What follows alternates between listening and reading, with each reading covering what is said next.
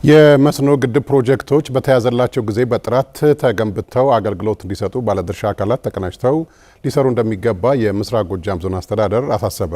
የመስኖ ፕሮጀክቶች የግንባታ ደረጃ በሚመለከታቸው አካላት ተገምግሟል። የኔን አለሙ ዝርዝር ዘገባ አለው።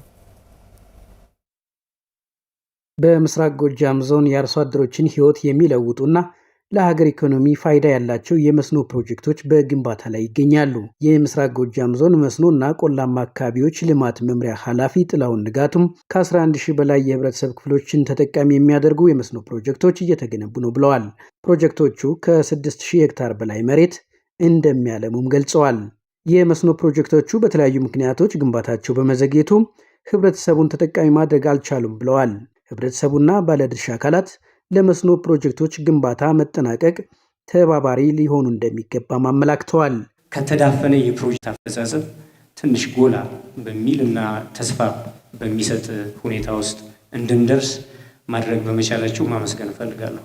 ትኩረት ሰጥተናቸው በተገቢው መንገድ እየገመገምን ከሄድን መልካም የስራ አፈጻጸም ደረጃ ላይ ማምጣት እንችላለን የሚሉ በጣም ተስፋ የሚሰጡ ስራዎችን ያሳየ ነው ብሎ መውሰድ ይቻላል። ከሰራን አካባቢያችንን መቀየር እንችላለን። የአካባቢያችን ፖቴንሻል መጠቀም የምንችልበትና ተጨማሪ ሀብት የምናመጣበትን እድል ይሰጣል የሚል ሀሳብ አለ። የምስራቅ ጎጃም ዞን ምክትል አስተዳዳሪ አቶ አላባተ የዞኑን በመስኖ የመልማት አቅም ሊያሳድጉ የሚችሉ ፕሮጀክቶች መኖራቸውን ገልጸው ፕሮጀክቶቹ የስራ ዕድል እንዲፈጥሩና የአርሶ አደሮችን ሕይወት በዘላቂነት እንዲለውጡ ማድረግ ይገባል ብለዋል። ፕሮጀክቶቹ የሀገርን ኢኮኖሚ ለማሳደግ እገዛ ያላቸው በመሆኑ የወረዳ መሪዎችና ሙያተኞች ከማህበረሰቡ ጋር ተቀናጅተው እንዲሰሩም አሳስበዋል። ፕሮጀክት በፍጹም በርቀት መርተህ ልታስፈጽሙ አችልም። ይሄ የግጭቱ የሚያልፍ ነው፣ እያለፈም ነው፣ በብዙ መንገድ እየተሻገረ ነው።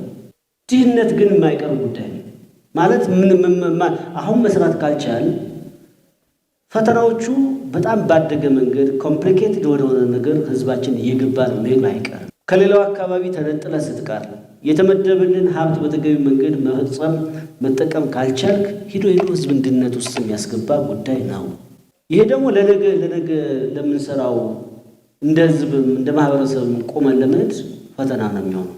ለፕሮጀክት አስተዳደር የምንሰጠው እይታ ከፍ ያለ መሆን አለበት የሚል እምነት አለ። ይህንን አሴካልቸር መውሰድ እንደ ባህል መቁጠር ያስፈልጋል። የምስራቅ ጎጃም ዞን ዋና አስተዳዳሪ አቶ ኑርልኝ ብርሃኑ በበኩላቸው የመስኖ ግንባታ ፕሮጀክቶች የህዝቡን የመልማት ጥያቄ የሚመልሱና የኑሮ ደረጃንም ለማሻሻል የሚጠቅሙ በመሆናቸው ፕሮጀክቶቹ በጥራት ተገንብተው አገልግሎት እንዲሰጡ ርብርብና ድጋፍ ያስፈልጋል ብለዋል።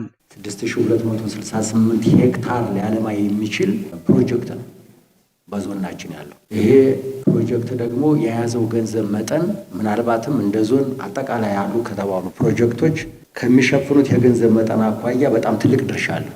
ወደ 1.56 ቢሊዮን ብር ማለት ዞናችን ላይ እንዲፈጸም የማድረግ ጉዳይ ትልቅ የህልውና ጉዳይ ነው እና በዚህ ዙሪያ ያሉ መልካም አፈጻጸሞችን ከፍ አድርጎ ጉድለቶችን መሙላት በጣም ትኩረት የሚሻል ነው የሚለውን መወሰድ ያስፈልጋል። የወረዳ አስተዳደር ተቋማትና መሪዎች እንዲሁም ሙያተኞች ግንባታዎችን በየጊዜው በመከታተል የህዝቡን ተጠቃሚነት ሊያረጋግጡ እንደሚገባም ተመላክቷል።